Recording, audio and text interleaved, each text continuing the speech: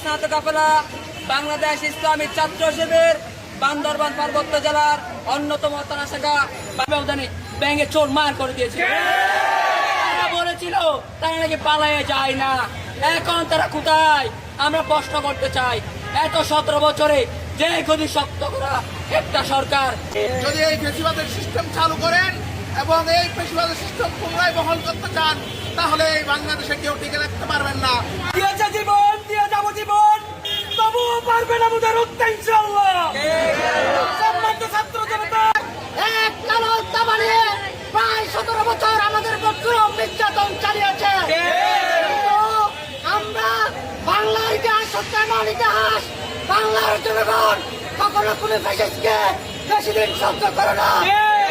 আমি জুলাই সনদকে বাস্তবায়ন করার প্রতিশ্রুতি দিয়ে ক্ষমতা আসার পর জুলাই সনদের পক্ষে কথা বলছে না।